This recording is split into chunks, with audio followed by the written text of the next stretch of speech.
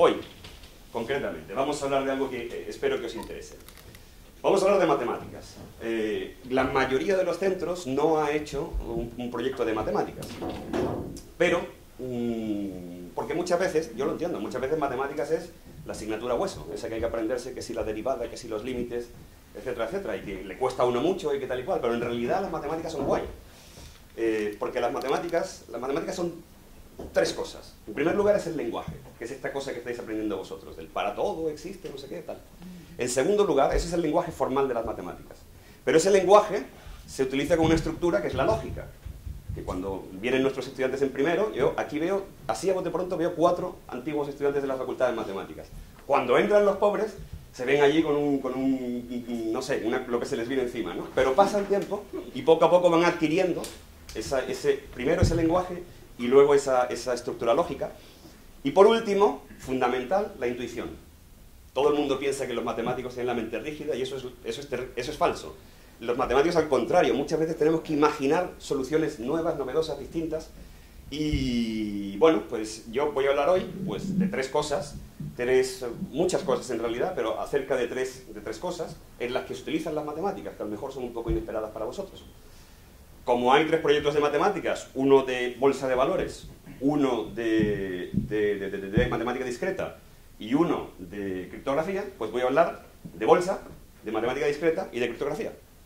Pero pretendo que sea interesante para todo el mundo. Vamos a ver lo que se consigue. Pretendo que sea interesante para todo el mundo. Pero si queréis dormiros, podéis hacerlo. No me voy a ofender, ¿de acuerdo? Con total libertad. Entonces vamos a empezar hablando de bolsa de valores. ¿Todo el mundo sabe lo que es la bolsa? Quizás eso sea lo primero, antes de empezar a hablar de cosas así. ¿Todo el mundo sabe lo que es la bolsa? ¿Sí? ¿Qué es la bolsa? ¿Tú? ¿Qué es la bolsa? La bolsa el espacio donde están recogidos lo que vale una acción de una empresa, el valor de una empresa, digamos, más o menos. Vale, o sea, bien, por ahí va la cosa, vamos a ver. Cuando una empresa necesita capital, que se llama, muchas veces lo que hace es que el propietario de la empresa divide la empresa en 100 trocitos, o muchos trocitos, miles de trocitos, y cada trocito de la empresa se llama una acción. Entonces esa acción es un título de propiedad, es como si tú y yo tenemos compartido un coche a nombre de los dos, pues la empresa estaría a nombre de los dos si tú tienes una acción y yo tengo otra. Entonces esa acción te permite ganar dinero, o sea, eso es, el propietario de la empresa te vende la acción, tú le pagas y ya eres un poquito propietario de la empresa. Si tienes mucho dinero, compras muchas acciones y eres muy propietario de la empresa. Y si tienes poco, pues compras pocas, evidentemente. Pero esa acción te permite ganar dinero de 2 formas distintas. Una, como eres propietario de la empresa, si la empresa tiene beneficios, pues los reparte entre los propietarios, eso se llaman dividendos. Entonces eso, pues no sé, a lo mejor tú compras la acción de una empresa por 10 euros y cada año en dividendos te dan 1. Eso quiere decir que en 10 años has recuperado tu inversión inicial y a partir de ahí pues ganas más. ¿Está claro? O 2, si es una empresa que tiene mucho futuro y mucha gente quiere ser propietario, la gente te dice, bueno, ¿tú cuánto has pagado? 10. Pues yo te voy a ofrecer 12. Él, para recuperar su inversión, si te la compra 12, pues tiene que esperar 12 años y a partir de ahí empieza a ganar dinero gratis, por decirlo de alguna manera. ¿De acuerdo? Entonces, las acciones de las empresas pues se compran y se venden. Porque en un cierto momento me interesa invertir en esta empresa que yo sé que va a tener un desarrollo grande y que va a dar muchos dividendos, o porque mucha gente la quiere y entonces la voy a poder vender más cara, etcétera, etcétera. Y el lugar donde se produce esa compra-venta se llama la bolsa. ¿Hasta ahí claro? Muy bien. Bueno, aparte de eso, esto es, digamos, como muy elemental. Aparte de eso, hay todo un sistema regulatorio, etcétera, etcétera, pero no vamos a hablar de eso. Esto es muy simple, ¿vale? Entonces, ¿qué voy a contar de la bolsa? Pues voy a contar 3 o 4 creo, paradojas que tienen que ver con matemáticas. Tienen que ver con la bolsa, pero tienen que ver con matemáticas. Entonces, yo no sé si vosotros a lo mejor no estáis al tanto, pero con frecuencia los bancos te mandan cartas diciendo, oye, tengo un producto financiero, una bolsa de valores, estupenda para invertir. Y si tú tienes ahorrado pues 2.000 euros en el banco, yo te voy a proponer que tú los inviertas en esto y verás cómo recuperas la inversión en poquísimo tiempo. Esto es una cosa frecuente. Yo no sé, algunos de vosotros, en los mayores, pues los chicos no tenéis ni cuenta corriente, pero los mayores recibiréis ese tipo de propaganda, ¿no? Yo la recibo con frecuencia. Y os aseguro que no tengo nada en el banco, pero a lo mejor por eso me la mandan. Pero bueno, entonces, falacias, ¿no? ¿Qué se llama? Porque la charla se llama falacias, paradojas y secretos. Bolsa, las falacias, paradojas, que tienen que ver con la matemática discreta, y secretos, que tienen que ver con la criptografía. Y en eso nos vamos a mover. Muy bien, entonces, la primera falacia acerca de la bolsa. Esto muchas veces llega a la publicidad, sobre todo esta llega por internet, por email. El experto en bolsa no sé qué te va a aconsejar cómo invertir en bolsa para que saques mucha rentabilidad a tu dinero, un 5% garantizado, etcétera, etcétera, etcétera. Falacias todas. ¿Sabéis lo que es una falacia? Algo que parece verdad, pero no lo es. Bien, invierte como los expertos. Permitidme que os presente a un experto. Isaac Newton. Este señor era un experto en muchísimas cosas. Era matemático, era físico, era filósofo, era una persona extraordinaria. Yo creo que de los personajes históricos, quizá uno de los más importantes y significativos. Bueno, pues estamos de acuerdo en que era un experto, ¿no? Pues Isaac Newton invirtió en bolsa. Había una compañía que se llamaba, en 1720, que se llamaba la Compañía de los Mares del Sur. Tiene un nombre así muy romántico. Es una compañía inglesa a la que le dieron el privilegio, el monopolio. Eran los únicos que podían comerciar con América del Sur. América del Sur, por cierto, era española, o sea que no sé qué tenían que comerciar, pero si hubiera comercio, se tendría que hacer a través de ellos. Eso es un privilegio importante. Es como decir, bueno, pues a esta compañía de aquí le voy a dar el privilegio de controlar las redes de telecomunicaciones del país. Por ejemplo, hace unos años, la compañía telefónica era el monopolio de las comunicaciones en España, por ejemplo, ¿vale? Bueno, pues a esta compañía de los Mares del Sur le dieron el monopolio del tráfico comercial con América del Sur. ¿Ok? Y entonces eso hace que la compañía sea muy atractiva.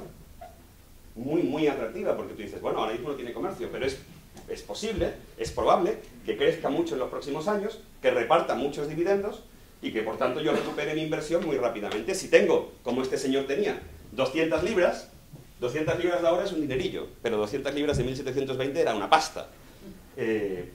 Pues yo compro una acción, soy copropietario de la empresa y pues los dividendos los voy a ir ganando. Está claro, ¿no? Claro, como era una empresa tan atractiva, pues enseguida empezó a subir. Esta gráfica es típica. Aquí abajo está el tiempo, la fecha, y aquí abajo está el valor de cada acción. O sea, las primeras acciones, como veis, se vendían por un poquito más de 100 libras. Y en el momento en que le dan el monopolio, empieza a subir, porque de repente se volvió una compañía muy atractiva. ¿Sí? ¿Todos? Vale. Entonces Newton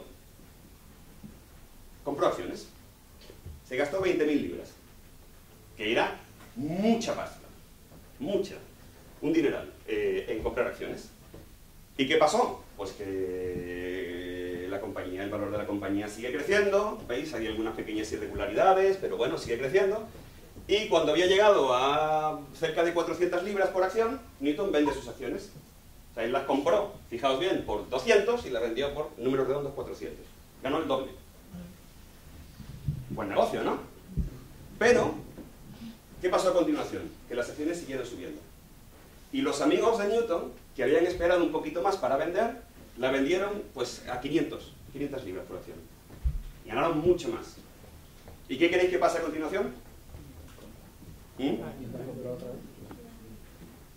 Le entra la avaricia, supongo, y dice, bueno, pues voy a reinvertir todo, porque las acciones seguían subiendo disparatadamente. ¿Vale? Ahora las había comprado a 700 libras. ¿Y qué pasa a continuación? ¿Qué pasa a continuación? Bueno, primero siguieron subiendo, pero luego empezaron a bajar. Estrepitosamente.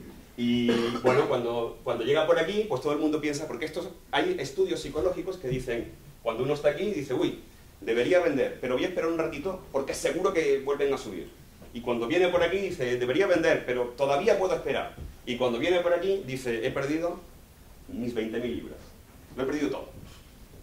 Y es que saber lo que hace el mercado es una cosa muy complicada, porque no solo se trata de tus decisiones, sino de las decisiones de un montón de personas que son incontrolables para ti. Muchas veces el mercado en matemáticas se modela como si fuera una jaula de grillos, una cosa completamente aleatoria.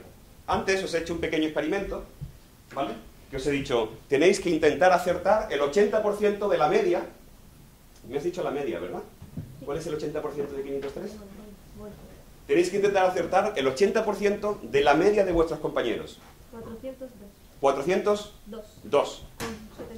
402, ¿vale? Entonces tengo aquí 350, 349, 666, 700.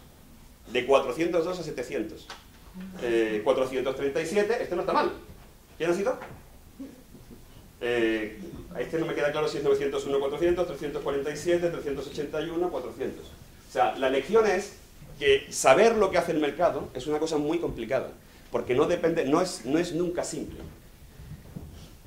Esto ocurrió en 1720, pero esto ocurrió en España en 2008, exactamente lo mismo.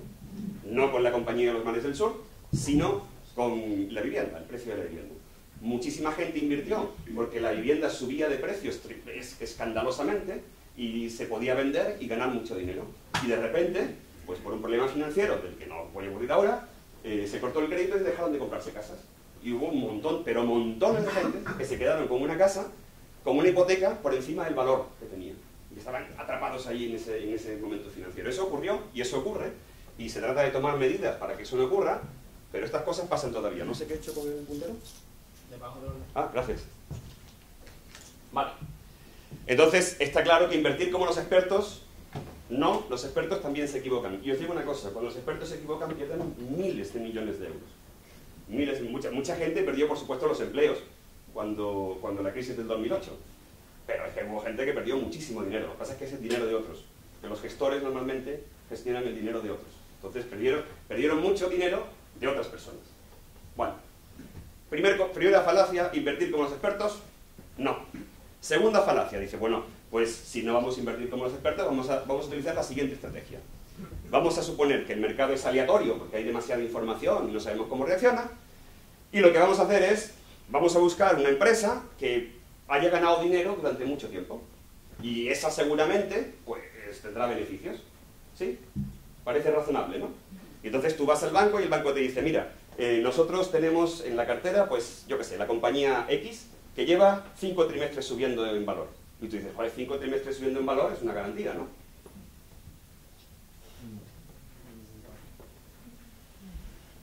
¿Sí o no? ¿Podéis subir la mano a los que pensáis que sí? ¿Podéis subir la mano a los que pensáis que no? Bueno, vamos a ver. Segunda falacia, invierten los que han subido. Mirad, nosotros pensamos que el mercado es una cosa aleatoria, ¿vale? Ese es el primer modelo que hacemos. Y entonces tenemos 450 inversiones, que me parece que he puesto aquí. Estas 450 inversiones, pues representan 450 posibilidades de invertir distintas, 450 empresas en bolsa. Y tú dices, a partir de ahora, yo voy a esperar 5 o 6 trimestres y voy a ver que vayan subiendo cada trimestre. Y las que no suban, las elimino. Esas no van a formar parte de mi cartera. ¿Está claro? Vale, entonces llega el primer trimestre y la mitad me han dado negativas. Entonces todas esas las quito. Segundo trimestre, la mitad me han dado negativas. Todas esas las quito. Tercer trimestre, todas esas me han dado negativas. Entonces las quito. Cuarto trimestre, esas me han dado negativas, las quito. Quinto trimestre, esas me han dado negativas y las quito. Ya solo me quedan 9. Pero en el siguiente trimestre, en el sexto, esas me han dado negativas y las quito. Y me quedo con 5 empresas. Si el mercado es aleatorio, ¿qué va a pasar en el trimestre siguiente? Que la mitad va a perder. O sea que el histórico no es una predicción buena para el futuro. ¿Por qué? Pues porque hay cantidad de información que no está presente en este número. O sea que esta estrategia de decir, voy a invertir en gente que lleva 3 o 4 trimestres siguiendo, tampoco es buena, porque de esos van a perder la mitad. Entonces podéis pensar, bueno, pero es que el mercado en realidad no es aleatorio. Hay empresas que más o menos suben y que el mercado tira de ellas, y hay empresas que más o menos bajan y el mercado tira de ellas, ¿no?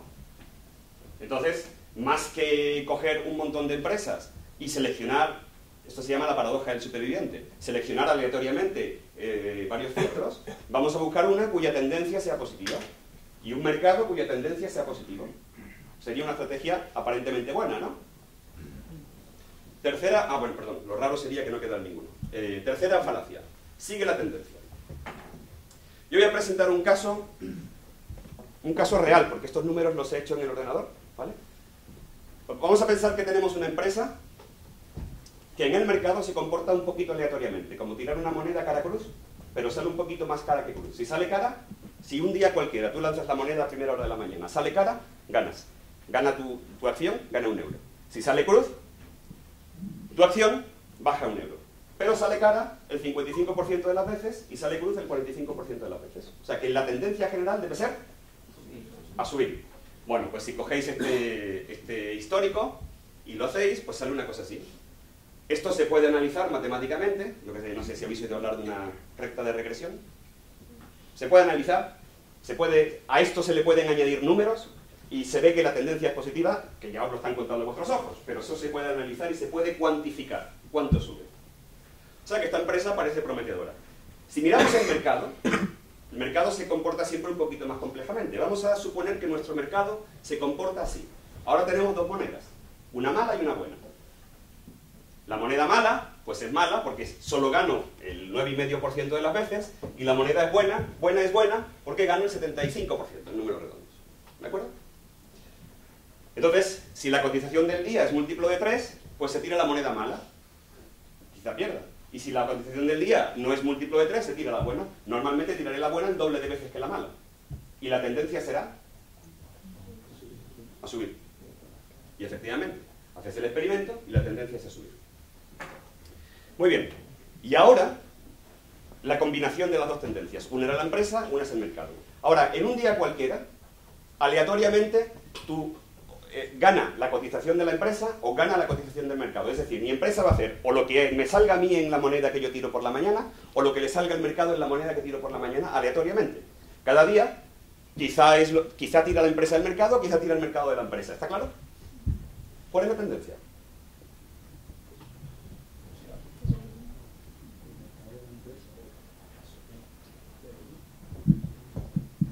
La tendencia es esta.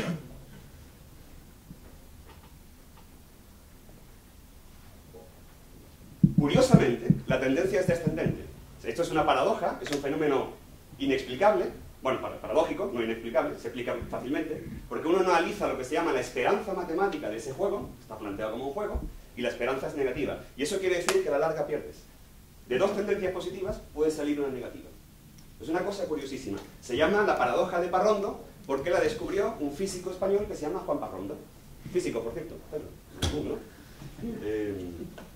Físicos son gente que hace cosas extrañísimas, como por ejemplo esta. Una cosa sorprendente. Es decir, la tendencia tampoco es un buen predictor de lo que va a hacer el mercado ni lo que va a hacer mi empresa. ¿Qué me queda? Bueno, pues correlaciones. ¿Qué significa correlaciones? Pues correlaciones significa, bueno, pues voy a buscar un grupo de empresas que más o menos se comporten similar, ¿sí? Y pues invierto en esas. Entonces, como solo analizar solo una tendencia no es suficiente, como acabo de ver, pues examino un grupo de tendencias a ver qué pasa. Está claro, ¿no? Entonces, uno lo hace y examina, por ejemplo, estas dos gráficas. Esta gráfica de aquí es la temperatura de un cierto año, estos son los meses, y esta es la venta de helados. Y esas dos cosas, esas dos gráficas se parecen. Sube la temperatura, se vende más helado. Baja la temperatura, se vende menos helado. Esa gráfica se analiza y se le da un número entre -1 y 1, ¿verdad? Que se llama la correlación. Y entonces uno analiza, uno es que están muy correlados y -1 que están cero, no tienen correlación. ¿Sí? Entonces uno analiza y hace sus cuentas matemáticas y tal y cual, y eso tiene una correlación del 95%. Y entonces dice, bueno, pues voy a buscar empresas que crezcan correladamente. Entonces, por ejemplo, las empresas de un sector, que es telecomunicaciones, que ahora está, o voy a invertir en la facultad de matemáticas que tiene gente estupenda, lo que sea, ¿no?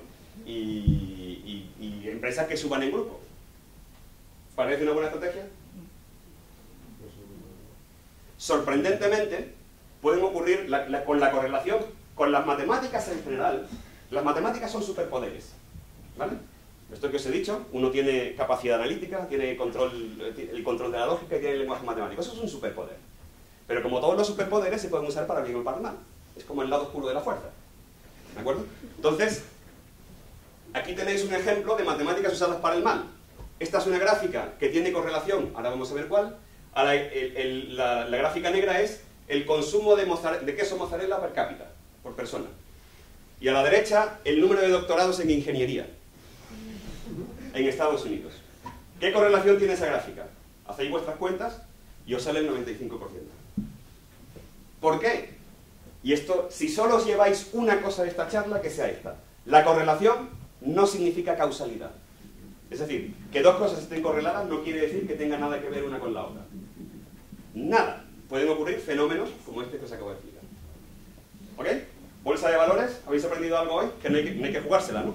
Espero. Se puede invertir, pero tiene uno que pensar bien lo que hace. Muy bien. Vamos a cambiar de tema. Matemática discreta. Esto de matemática discreta no es una matemática muy calladita, sino que es una rama de las matemáticas que se ocupa de qué. ¿Quién tiene el proyecto de matemática discreta? ¿Puedes levantar la mano? ¿Que se ocupa de qué?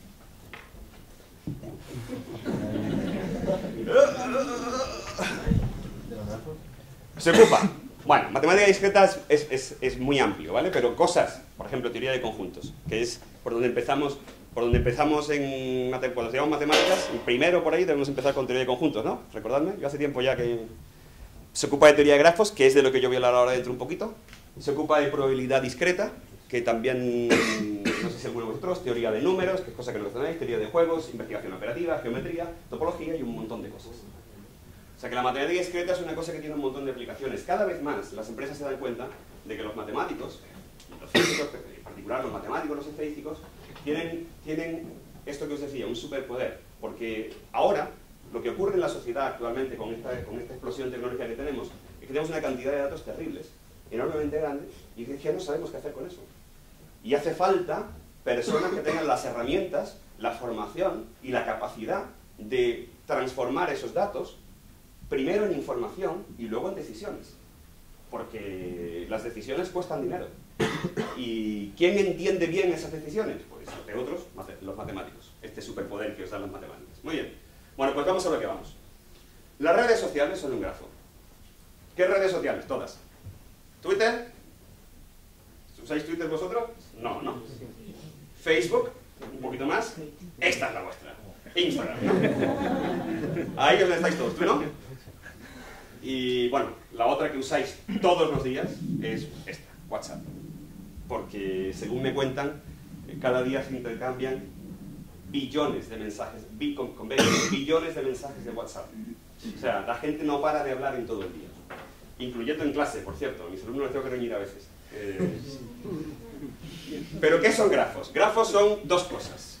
En primer lugar, vértices. Porque si estamos hablando de una red social, los vértices somos nosotros. Yo aquí os he representado un grafo chiquitito, ¿vale? Con 6 vértices. Y además de los vértices, que son las personas, hay flechas, aristas que se llaman, que son las relaciones. Entonces aquí, por ejemplo, número 6 es amigo del número 4, número 4 es amigo del 3 y del 5, los 2 son amigos del 2, que es bastante popular, y el 2 es amigo del 1. Así es como se representa una red de amigos. Una red de amigos como la de Instagram, como la de Facebook, como la de cualquiera. ¿Sí? ¿Sí, chicos, sí? Vale. Os voy a presentar un mini Facebook para hablar de esta paradoja, la ilusión de la mayoría. Esto es una cosa que pasó, por ejemplo, en las últimas elecciones en España. Como sabéis, no sé si lo sabéis, pero si no os lo digo yo, hubo que hacer varias elecciones porque no se ponía de acuerdo nadie para formar gobierno. A pesar de que todo el mundo tenía sobre todo la gente que miraba las redes sociales, tenía una predicción muy clara de cuál iba a ser la mayoría.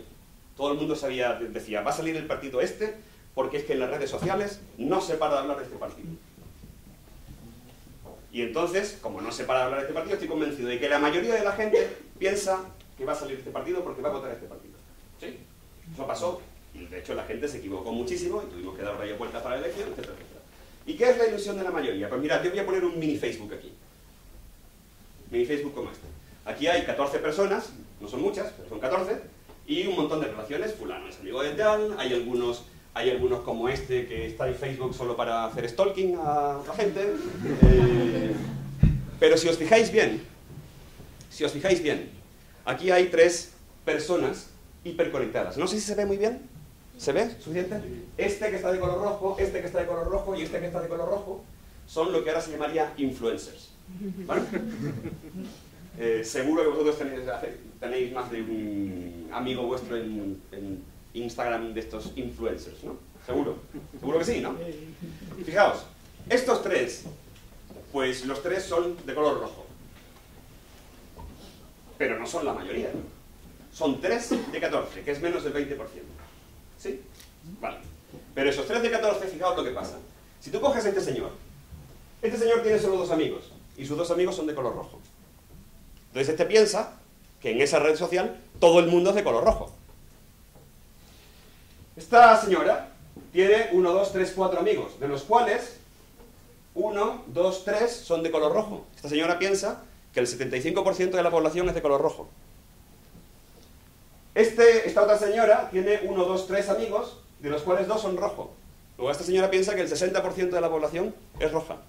Y si, este grafo está trucado, si cogéis cualquiera, este patinador, por ejemplo, también veréis que la mayoría, en este caso solo el 50%, son de color rojo. Pero si miráis bien, veréis que para todas las personas del grafo, todos ellos piensan que la mayoría, más del 50%, al menos el 50% o más, son de color rojo. ¿Por qué? Pues porque hay 3 personas que están, no sé cómo decirlo, hiperconectadas, hiperrepresentadas, y entonces tienen esos influencers. ¿Vale? ¿Perdón? Que las personas del color rojo ven que la mayoría es negro, ¿no? La mayoría, sí, bueno, cuidado, porque las flechas son direccionales, porque el que tú sigas a un influencer no quiere decir que el influencer te siga a ti. Ah, vale. ¿Vale? De hecho, eso es un... Oh, me ha seguido fulano, eso es una cosa, eso es para... No os riáis, es así, vosotros lo sabéis, ¿verdad? Eso. Vale. Relacionado con esto está la paradoja de la amistad. ¿Qué es la paradoja de la amistad? La paradoja de la amistad es una cosa que vosotros conocéis estupendamente. El mismo mini Facebook de antes. Resulta que vosotros, que seguro tenéis una cuenta de Instagram, donde subís vuestras cosas, en el fondo os da envidia de que vuestros amigos tienen más followers que vosotros. Y eso pasa a todos los niveles. Cuando vayáis a un trabajo, os dará envidia de que vuestros amigos ganan más que vosotros. La media ganan más que vosotros. Y en media su coche es mejor. Y en media, no sé, lo que queráis. Ha salido con más chicas que yo, o más chicos. O las dos. Lo que queráis. Casi cualquier comparación resulta que tus amigos están por encima de ti. Vaya amigos, ¿no? Soy el más cutre de mis amigos. Vamos a ver qué pasa. Fijaos. Si uno coge este mini Facebook y hace la siguiente cuenta. Yo primero voy a contar mis amigos. Luego voy a contar los amigos de mis amigos. Y de los amigos de mis amigos voy a hacer la media. ¿Sí? Para ver cómo me comparo con ellos. Si tengo más, si tengo menos, si estoy por encima, si estoy por debajo, etc. Bueno, uno hace eso y hace esta cuenta. Entonces, aquí tenéis las personas, aquí tenéis los amigos, aquí tenéis los amigos de amigos, y aquí tenéis la media de los amigos de amigos. ¿De acuerdo? Entonces, por ejemplo, este pobrecito, nada más que tiene un amigo, ¿vale? Ese amigo, sí. Pero ese amigo tiene 8 amigos y por tanto la media sale disparada, pero bueno, veis estos números. Entonces, lo que es importante es fijarse en la primera y la última columna. Este, por ejemplo, tiene 4 amigos, pero sus amigos por media tienen 7,5. El segundo tiene 2 amigos, pero sus amigos por media tienen 8,5. Y así sucesivamente. ¿Está claro? Bueno, pues si os fijáis en los que tienen menos amigos que la media de sus amigos, resulta que son casi todos. ¿Por qué? Porque los influencers están hiperrepresentados. Si tú tienes un amigo influencer, ese sube la media una barbaridad y a ti te deja por los suelos. ¿De acuerdo? Y esto pasa, bueno, exactamente menos los influencers, estos que tienen 7, 8, 13 y 7, menos ellos, resulta que todo el mundo está por debajo de la media cuando la media incluye esta gente.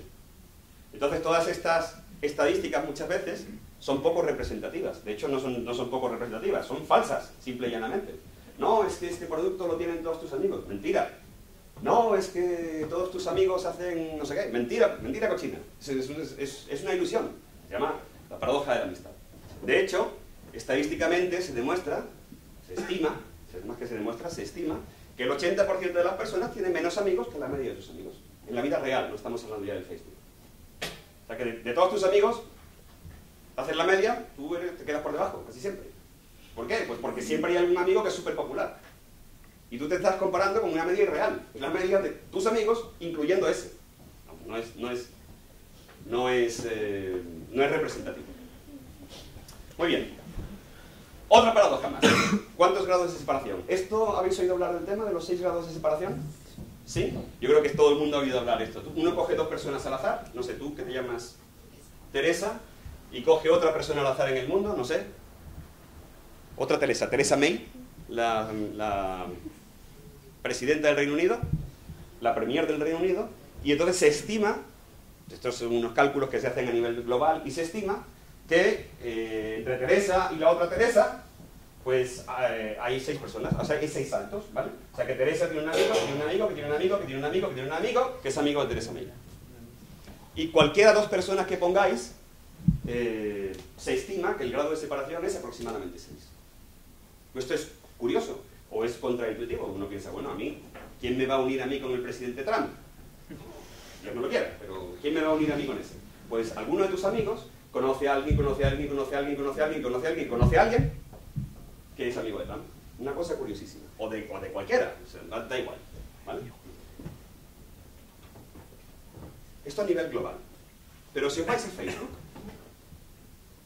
que tiene menos gente, porque hay como 7.000 millones de personas y no todo el mundo está en Facebook, aunque eso parezca mentira, porque todos vuestros amigos están en Facebook, que parece que todo el mundo lo tiene, pero eso no es verdad. Yo, por ejemplo, no estoy. Ya conocéis a alguien que no está. ¿Perdón? Tú tampoco. Bueno, es que esto va por edades. Facebook todavía no habéis llegado, pero ya llegaréis. En Facebook, ¿cuántos saltos hay que dar para llegar de una persona cualquiera a una persona cualquiera? 1. 2. Ya eres optimista. O sea que ¿todo el mundo es amigo de un amigo tuyo? Hombre, no. ¿Cuántas? 3, 4. Exactamente 3,57. Eso quiere decir... Bueno, ¿y en Twitter?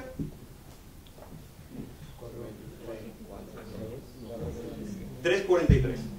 Lo que eso quiere decir, curiosamente, es que da igual la persona que elijáis, da igual la persona que elijáis en el mundo, tiene un follower, que tiene un follower, que tiene un follower, al que tú le haces follow. Es una cosa sorprendente. Una cosa sorprendente. Bueno, y todo esto, como podéis imaginar, pues está relacionado con esto que os digo de la paradoja de la amistad, la ilusión de la mayoría, etcétera, etcétera. Aquí la gente que hace teoría de grafos tiene tela que cortar. Esto, matemática discreta no tiene nada de matemática sencilla. Aquí hay cosas que hay que entender muy bien. Muy bien. Vamos así de hora. Vamos a cambiar de tema. ¿Os parece? Dejamos la matemática discreta. Vamos a hablar de secretos. ¿Todos tenéis secretos? Yo cuando hago esta pregunta siempre pienso, ojalá los tengáis, si no, qué vida más aburrida. Pero fijaos, la mayoría de la gente piensa que no tiene secretos, por lo menos no tiene secretos importantes. Yo siempre le digo, cuando alguien me dice, yo no tengo secretos, dame la contraseña de tu correo, te voy a decir si los tienes. Jamás nadie me ha dicho, sí, yo te la doy. Jamás. Lo comprendo, porque aparte de secretos tenemos nuestra privacidad. Pero vamos a hablar de secretos. Concretamente vamos a hablar de criptografía, que es una palabra que viene del griego, criptos, oculto, grafía, escritura. ¿Punto? Si miráis en el diccionario, es el libro mítico del que os ha enseñado el profesor de lengua. Criptografía. Escritura oculta. De hecho, si buscáis en el diccionario, lo que pone es arte de escribir con clave secreta o de un modo enigmático. Lo de modo enigmático hoy en día no se llamaría criptografía, se llamaría estenografía, que significa ocultar un mensaje. Pero criptografía, lo de clave secreta más o menos lo entiende todo el mundo, ¿no? Vale. Pues vamos a hablar un poquito de criptografía. De hecho, vamos a empezar por el principio. ¿Cuál es el principio? Pues vamos a ir a la historia. Y en la historia... No, perdón. Antes de eso. ¿Por qué os importa la criptografía? Porque yo voy a hablar de criptografía, a lo mejor resulta que pensáis que nos importa. Y sí que os importa. Por ejemplo, Internet funciona con criptografía. De hecho, más de la mitad del tráfico de Internet está cifrado, con algún tipo de criptografía. O sea que es una cosa importante. Y además tiene que estarlo, porque todo lo que dependa del dinero está cifrado. ¿Por qué? Bueno, porque yo doy clase de otras cosas porque me gusta mucho. Pero también me gusta que me paguen a fin de mes. Entonces, cuando a mí me pagan, no viene mi jefa, que no quiero decir quién es, no viene mi jefa con un saco de billetes y dice, mira, te voy a pagar 5.000. Que ya os digo yo que no cobro eso. No funciona así, porque, bueno, a lo mejor hace unos años podía funcionar así, una sociedad más reducida y tal, pero ahora muchas veces la gente no trabaja en el mismo continente en el que vive. Eso sería impensable. Entonces, ¿la sociedad cómo funciona? Pues una vez al mes, un ordenador de un organismo público, que no os voy a decir cuál es, le dice al ordenador de mi banco, oye, a Jesús tienes que pagarle 1.000, que 5.000 me parece a mí una estimación muy alta. Tienes que pagar 1.000. Y esa información es importante que vaya cifrada, porque no es lo mismo que me paguen 1.000, que me paguen 10, que me paguen 10.000. O sea, tiene, de alguna manera, primero, el ordenador tiene que saber que realmente está hablando con el otro ordenador, con el del organismo que a mí me paga. ¿De acuerdo? Y segundo, que la información no la ha alterado nadie en tránsito, porque si no yo, que soy un tío así avispado con el ordenador, le digo, oye, que no son 1.000, que son 10.000. ¿Comprendéis? Tiene ahí, esas dos cosas hay que garantizar. Y entonces todo lo que lleva la palabra dinero, hoy día, lleva asociada la palabra criptografía. Y además es importante. Y lo que a vosotros más os importa. WhatsApp. ¿Qué tiene que ver WhatsApp con la criptografía? Bueno, cuando vosotros abrís el WhatsApp y lanzáis una conversación nueva, os aparece un cartelito amarillo que dice esta conversación está cifrada de extremo a extremo, una cosa así, ¿no? ¿Y eso qué significa? Eso significa que esa información solo la puedes ver tú y la persona que la recibe, y nadie más en tránsito, ni siquiera WhatsApp. Ni siquiera WhatsApp. Es una cosa curiosísima. Es garantizar el derecho a la privacidad, que por cierto está reconocido como un derecho. ¿De acuerdo? Muy bien. Espero haberos convencido de que la criptografía es algo, por lo menos, que usáis. Yo no sé si os gustará o no os gustará, pero desde luego que usáis. Pero lo que sí es cierto es que el mundo que conocéis vosotros, los que somos un poquito menos jóvenes que vosotros, a lo mejor hemos conocido otro tipo de mundo, pero el mundo que conocéis vosotros, sin criptografía no funciona, se viene todo abajo. Pero todo, todo, desde, yo qué sé, desde que te levantas por la mañana y vas a ver quién me ha hecho like en el Instagram, hasta cualquier cosa, las noticias que recibes, la información de la bolsa, todo va cifrado. Vale. Vamos entonces a ver, como os decía, unos cuantos ejemplos históricos de criptografía, para no entrar en la criptografía moderna, ¿de acuerdo? Ejemplos. Primer ejemplo, Esparta. El primer ejemplo histórico de cifrado son los espartanos. ¿Habéis visto la peli, por cierto? Es un poco sangrienta, pero mola en realidad. ¿Vale? Entonces, los espartanos tenían una máquina criptográfica, si lo queréis llamar así, que se llama la escítara, que es en esencia, yo os he traído aquí un modelo, en esencia es un palo en el que se enrollaba, yo me he traído papel, pero ellos enrollaban papiro o cuero o lo que sea, y entonces lo que hacían es que escribían sobre la escítara el mensaje. Si habéis visto la película, la película, o sea, el argumento principal es defender el paso de las Termópilas, ¿no? Entonces si ponemos aquí ataca las Termópilas, T-R-M-O-P-I-L-A-S,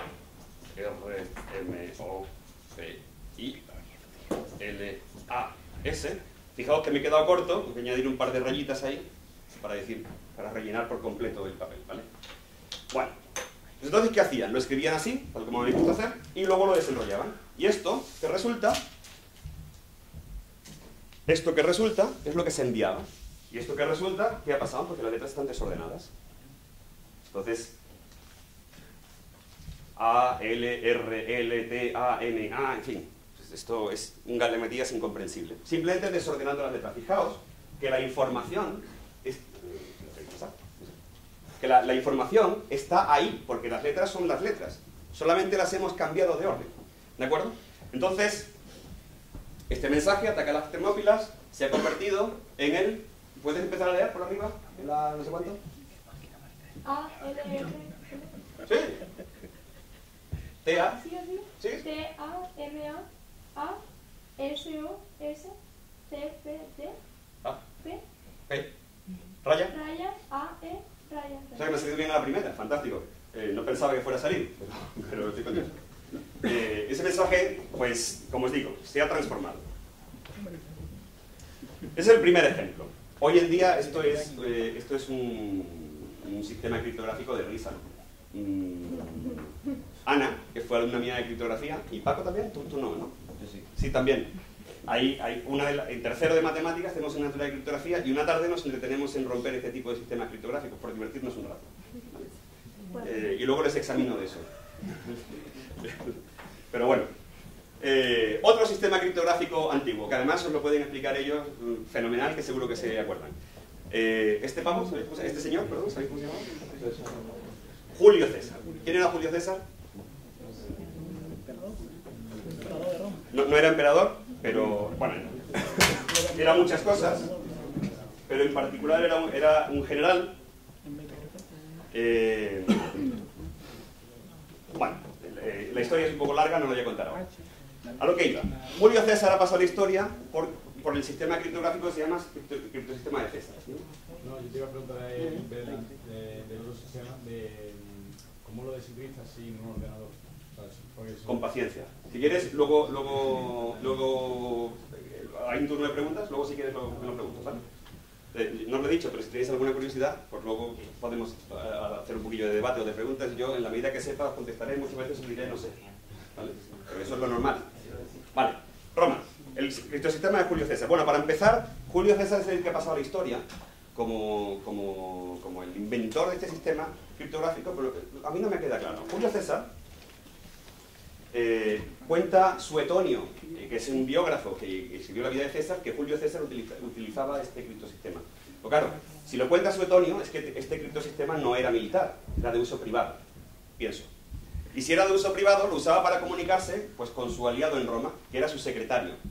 La palabra secretario, hoy en día pensamos en la persona que nos escribe los emails, pero no, la palabra secretario viene de secretum, que significa secreto, evidentemente. Entonces era la persona a la que tú le confiabas tus secretos. Posiblemente Julio César tenía su secretario en Roma, que era su aliado de confianza. Entonces con ese señor posiblemente con el que se comunicaba con este criptosistema del que ahora os hablaré.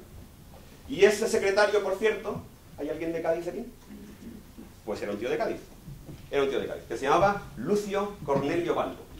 Así que posiblemente fuera él el inventor del criptosistema de Julio César. Así que bravo por la gente de Cádiz, que además de los carnavales hace más cosas, ¿eh? Muy bien. Bueno, ¿en qué consistía este criptosistema? Pues Julio César lo hacía de cabeza, pero lo que él hacía es que cambiaba cada letra por una 3 posiciones posterior. Es decir, si tenía que escribir una A de ataca, pues en lugar de escribir una A, escribía una T. En lugar de escribir una B, escribía una E. En lugar de escribir una C, escribía una F. Entonces ese mensaje ataca las Galias. ¿Cómo se queda? La A empieza por qué? Por una D. Luego, ¿qué más?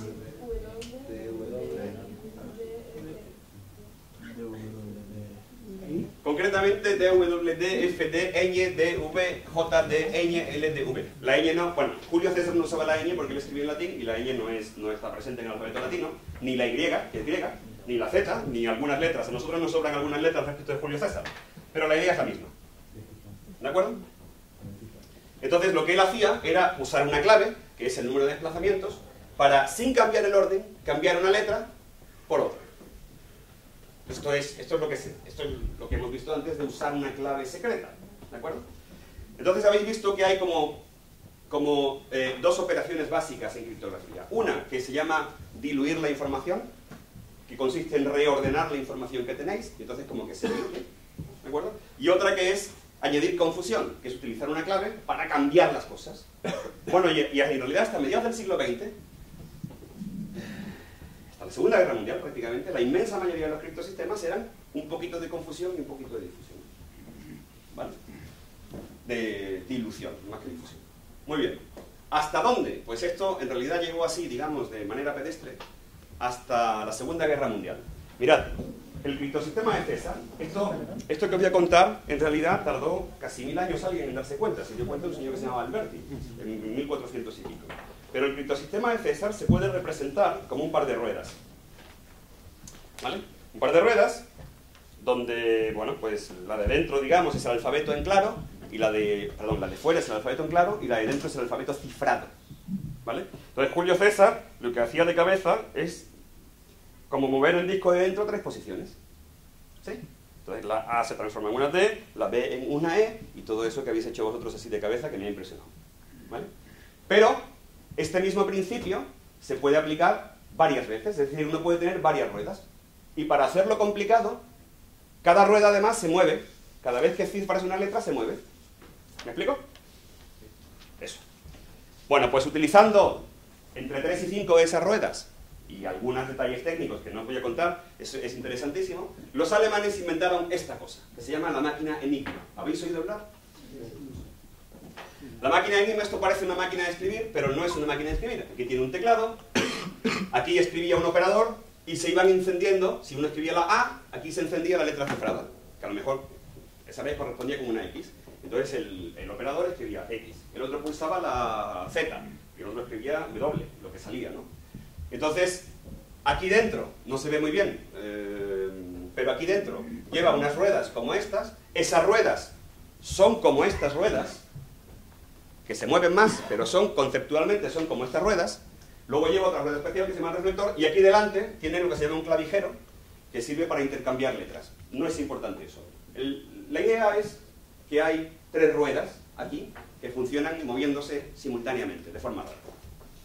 Bueno, pues la máquina Enigma, si hacéis la cuenta, que es difícil de hacer, pues tenía este número de combinaciones de confusión y difusión. Este número es una bestialidad de números. O sea, estos son millones, billones, trillones, ¿no? De posibilidades de crear confusión y difusión. Este número es tan grande que para nosotros es, no sé, incomparable. Entonces, para darnos una idea de la escala de este número, si en lugar de combinaciones de la máquina Enigma pensáis en kilos, pues esto se corresponde aproximadamente con el peso de 1,5 veces de la Luna. Es un número gordote. ¿Vale? Y hablando de la máquina Enigma, no sé si habéis visto esta peli, se llama Descifrando Enigma. El actor es Benedict Cumberbatch, como sabéis, pero en realidad quien inventó la máquina Enigma es este señor de aquí. Este señor de aquí es mi héroe personal, ¿no? Es un matemático, se llama Alan Turing, y que él y un equipo de colaboradores lograron descifrar la máquina Enigma, queriendo decir que consiguieron de leer un mensaje secreto cifrado por los alemanes y descifrarlo. Una cosa, no sé cómo decir, no sé la importancia, cómo explicaros la importancia de este hecho. O sea, ellos se estima que acortaron la guerra en 2 años. Ellos solos, unos frikis matemáticos, acortaron la Segunda Guerra Mundial en 2 años. Y salvaron 400.000 vidas. Pues eso son 400.000 personas que comen, viven y respiran, comieron, vivieron y respiraron, porque un matemático se empeñó en que eso tenía solución. Porque eso es lo que hacemos los matemáticos. Los matemáticos tenemos paciencia porque sabemos que hay problemas que cuestan tiempo. Y los ataca uno de una cierta manera y no salen, los ataca uno de otra cierta manera y no salen, los ataca uno de otra cierta manera y no salen, se espera 3 días y los vuelve a atacar y llega un momento en el que cae. Profesores de universidad hacemos también investigación. El último problema de investigación que hemos resuelto, entre 3, nos ha llevado 3 años resolverlo.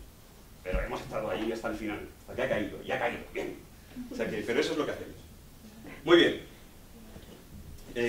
Y creedme, puede pensar que 3 años trabajando en lo mismo es un rollo, pero en realidad 3 años trabajando en lo mismo es un reto. Es una cosa, no sé cómo explicarlo. Está bien. Bueno, matemáticas mola. A lo que iba. Claro, esto así hasta Segunda Guerra Mundial. ¿Pero qué pasa con la Segunda Guerra Mundial? Pues que empieza la industrialización, cada vez hay más empresas que necesitan comunicarse de forma privada también, porque empiezan los secretos de empresas, las multinacionales que necesitan comunicarse con sus sedes, y digamos que la criptografía empieza a pasar del ámbito militar al ámbito civil, simplificando mucho la historia. Y entonces, pues hay un problema. Aparte de que es necesario sistemas criptográficos más potentes, pues hace falta tener en cuenta un pequeño problema. ¿Cuál es el pequeño problema que hay que tener en cuenta? Pues se trata del problema de las claves. ¿Cuál es el problema de las claves? Que hay muchas. Voy a explicar qué pasa. Mirad, si vosotros tenéis 2 personas, no es buena práctica, pero podemos pensar que 2 personas solo necesitan una clave para comunicarse. ¿Vale? Yo me comunico con Teresa, gracias. Y ella utiliza la misma clave para comunicarse conmigo. No es buena práctica. Deberíamos usar 2, pero vamos a pensar que utilizamos solo una. ¿Ok? 2 personas, una clave. ¿Sí? 3 personas, pues necesitamos 3 claves. Triana. ¿Por qué? Porque yo quiero escribirme con Teresa, pero que Triana no lo pueda leer. Y ella quiere escribirle a Teresa sin que yo lo pueda leer. Entonces necesitamos 3 claves distintas. ¿Sí, no? Mientras sea un grupito pequeño. 4 personas, ya son 6 claves. 5 personas. Anda ya. No es el factorial. 5 personas, 10 claves. 6 personas, 15, efectivamente. Es 15 claves. 7 personas, 8 personas, 28. 9 personas, ya empieza a complicarse. 36, 10 personas 45, 11, 12, 13, 14. Ahí hay 91 flechitas que las he puesto yo una a una. 14 usuarios, 91 flechas. ¿Sabéis cuánta gente utiliza WhatsApp al mes? 1.200 millones de usuarios. Si se utilizara una clave para cada par de usuarios, ¿cuántas claves hacen falta? Muchas. Sí, eso creo que hace falta, no sé, una barbaridad de claves. Ese número de claves. Para darnos una idea de ese número, si pensamos que son milímetros, ¿a qué longitud corresponde?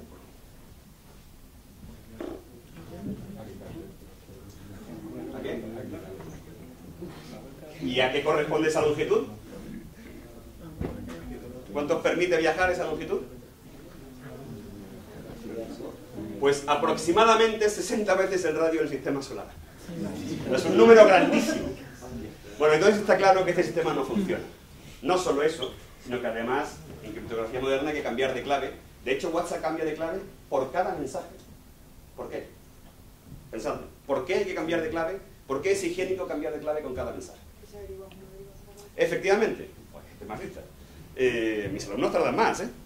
Porque si te descubren la clave, de alguna manera, ¿vale? Si solo has usado una para todos los mensajes, tienen acceso a todas tus conversaciones.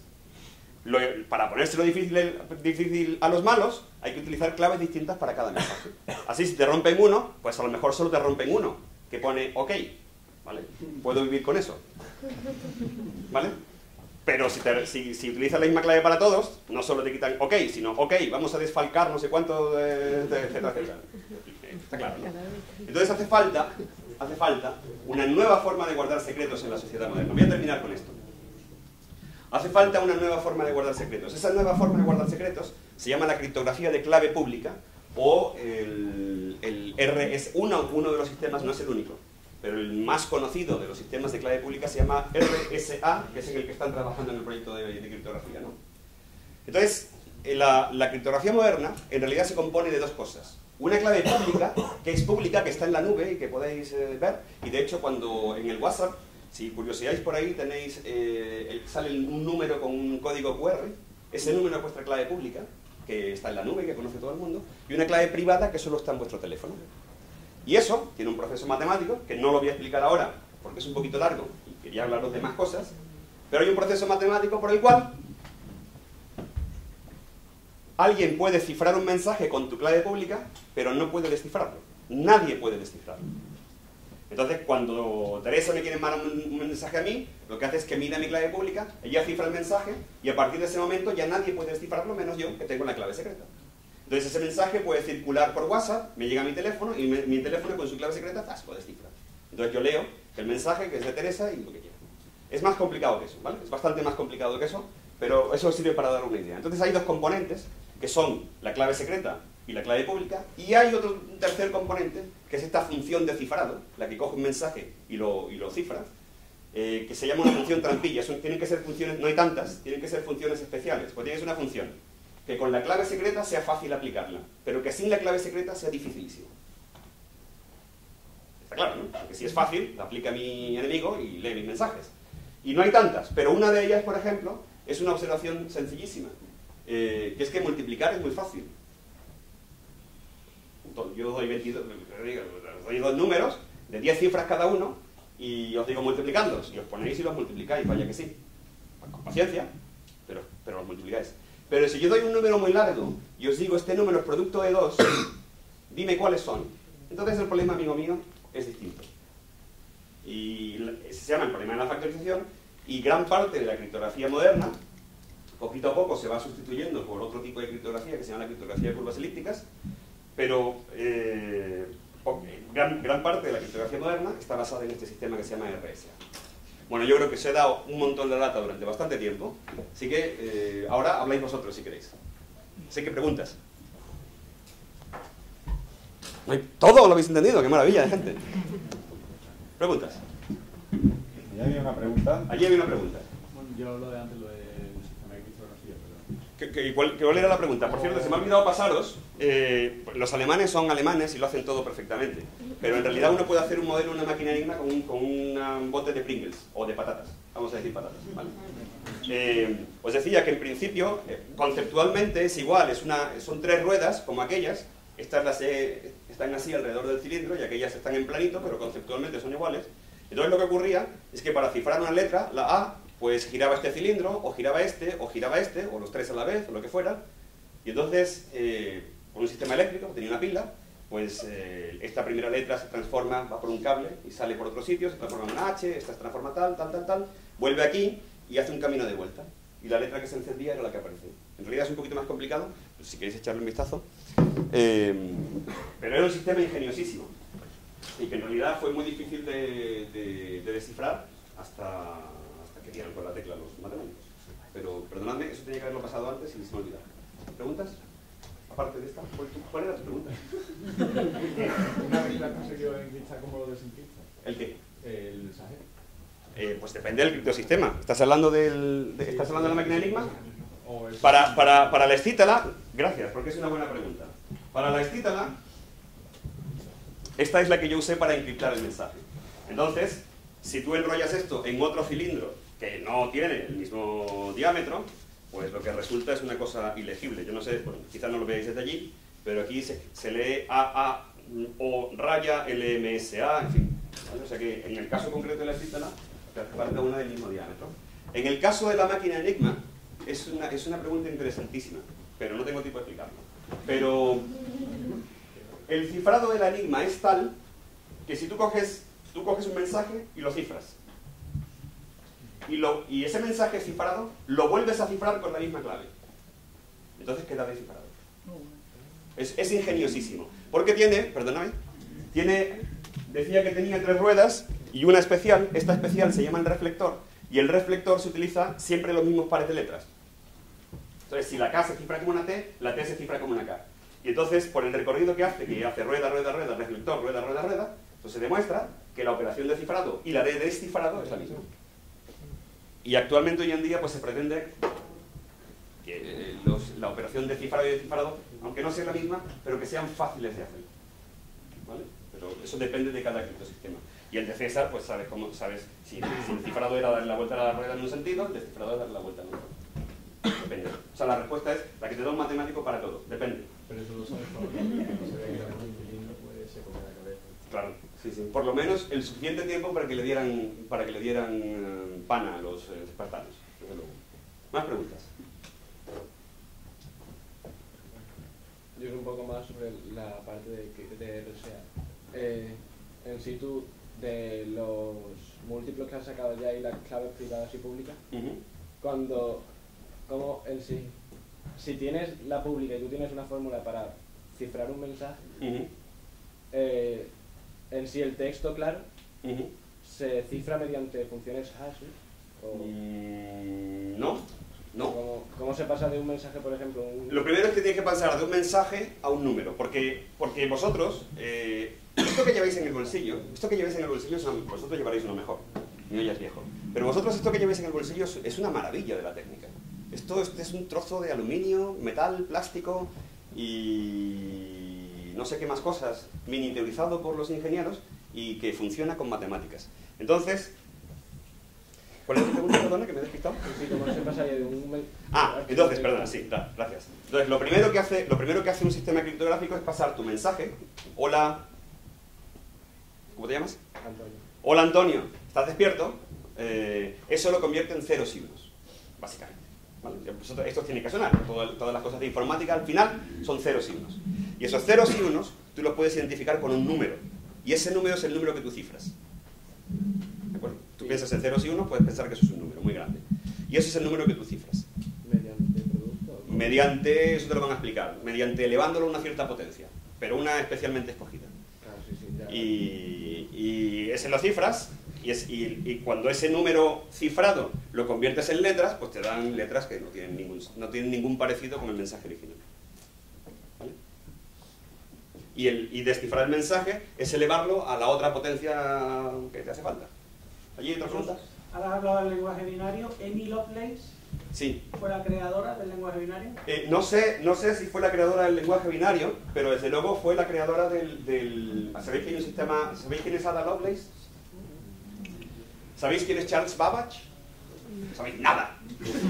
No, es normal, no son gente muy conocida para vosotros. Pero Charles Babbage era un señor, un británico, que quiso hacer el primer ordenador, digamos, programable, por decirlo de alguna manera. Y como quizá poco reconocida ayuda, ¿no? Colaborador, tenía una señora que se llamaba Ada Lovelace, que si no recuerdo mal era sobrina, hija de Byron, de Lord Byron, el poeta. No recuerdo, no me hagáis mucho caso porque no me acuerdo muy bien. Pero que hoy día se la reconoce como la primera, no sé cómo llamarlo, programadora. La primera mujer, la primera programadora en realidad, de la historia, que concibió la idea de un ordenador que hiciera no solo una cosa, sino un montón de cosas mediante un programa. Eso que a nosotros nos parece normalísimo porque nos bajamos apps todo el día, en realidad es una idea que no es tan obvia. Entonces se le atribuye, no sé si esa es la pregunta. Sí, lo que quiero era una cuña para deciros a todos que Ada Lovelace está en el símbolo del Grow Lab, encima de la montaña de... Hay una señora caricaturizada que es Ada Lovelace, con un traje negro. Ah, sí, perdón, aquí la veo. Vale, pues Sí, esa es Ada Lovelace, ya lo sabéis. Está muy bien. Estoy fijándome ahora y es entretenidísimo el campeonato. ¿Qué más preguntas? La clave para la clave pública y la clave privada Yes. se basa en números primos, pero si hay 1.200 millones de usuarios, no creo que haya 1.200 millones de números primos grandes. Bueno, define grande. Suficiente para que no lo puedas factorizar en un ordenador. Verás, te explico. O sea, hoy en día el sistema RSA, que no es el único que se utiliza, para que sea seguro se considera que el número en binario, el número de ceros y unos que tiene que tener tu número primo, tiene que tener 4.000 cifras. Eso es un número muy grande. Eso es el primo, o sea, es el producto de los dos primos. En realidad sí hay un montón de números primos. Quiero decir, cuando el tamaño es suficientemente grande, hay muchos. De hecho, es relativamente fácil generar números primos, pero muy complicado factorizarlos. Ese es el misterio, ¿vale? Pero en realidad, cuando estás hablando de números tan grandes, sí que hay bastantes. Y además, es que no se usa el sistema de clave pública, no se usa solo, sino que se usa muchas veces, como realmente se usa, es para, por ejemplo, yo me identifico ante WhatsApp utilizando clave pública. Teresa se identifica ante WhatsApp utilizando clave pública. Y ahora intercambiamos información para obtener los dos una clave privada. Y esa clave privada es la que usamos para transmitir. O sea, se utiliza en tándem con criptografía de clave privada. Pero ya no tienes que tener millones de claves, sino solo la de cada mensaje que nos vamos cambiando poquito a poco. ¿Sabes? Entonces, alguna vez, quizá no os haya pasado nunca, pero alguna vez cuando un amigo cambia de teléfono y tal, hay mensajes que no se llegan a ser entregados y tal y cual. Eso es porque ha cambiado la clave pública y entonces no puede recuperar los mensajes antiguos. Pero bueno, es un poco tenido, no me voy a entretener en eso. Pero para utilizarlo en tándem sí que hay suficiente. De sobra. De sobra. Ten en cuenta que si tú te pones a escribir un número con 4.000 cifras, es un número grande, ocupa toda esta mesa. Y tú dices, bueno, si la probabilidad de ganar la lotería fuera 1 dividido por ese número tan grande, ¿cuál sería la probabilidad de ganar la lotería? Pues, 0. Es la probabilidad de yo qué sé, de que te toque la lotería, te caiga un rayo, encuentres los 7 horrocruxes, 2 de bola de dragón y te pases en Super Mario una sola vida en el mismo día. 0.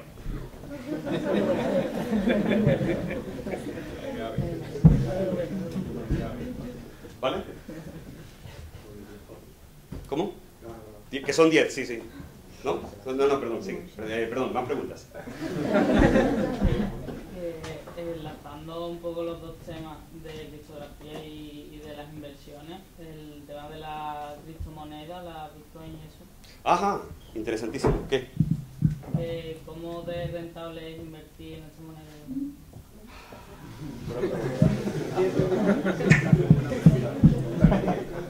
Te voy a dar 2 respuestas distintas, ¿vale? Primera respuesta, no sé. Oficialmente no sé nada, no te voy a dar ninguna recomendación. Pero Vamos a ver, aquí hay dos cosas que son distintas.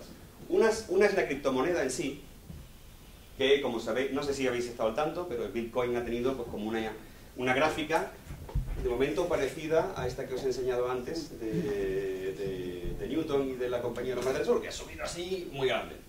Y que está en bajada y no sabemos cuánto va a bajar. Entonces porque ha tenido un fenómeno de especulación grande. Eso es la criptomoneda. Pero el mecanismo en el que se basa la criptomoneda se llama el blockchain. No sé cómo se traduce en español, porque todo esto es relativamente reciente. Y esa tecnología puede que sea muy importante en el futuro por millones de aplicaciones que pueda tener, no, millones, por muchísimas aplicaciones que pueda tener. La tecnología en sí, fabulosa. La moneda, yo no me atrevería a jugármela. Yo. Hay gente que le gusta el riesgo. ¿Vale? No sabemos, el futuro es incierto también para los matemáticos, en el sentido de que no sabemos qué va a pasar. No lo sé, a lo mejor se establece la criptomoneda y es una moneda más, a lo mejor no. Pero en todo caso la tecnología que hay detrás de la criptomoneda, que se llama el blockchain, eso sí es interesante. Y eso va a tener, se prevén muchas aplicaciones en el futuro. ¿Qué más? ¿Allí? ¿Tendrá una mano levantada? No. Aquí.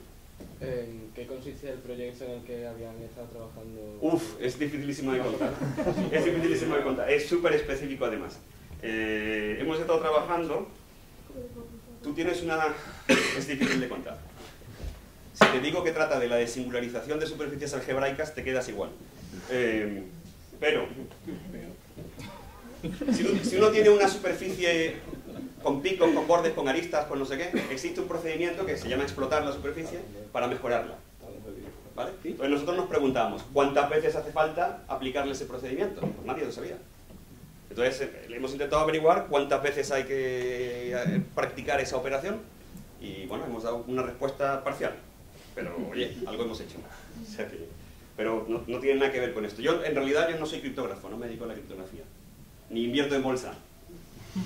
Ni hago matemática discreta la mayor parte del tiempo, aunque en realidad esto último sí que era combinatorio. Pero en general no me dedico a estas cosas de las que os he contado.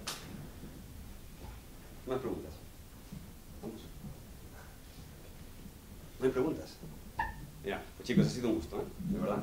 Ha sido maravilloso encontrarme con vosotros. Así que, gracias.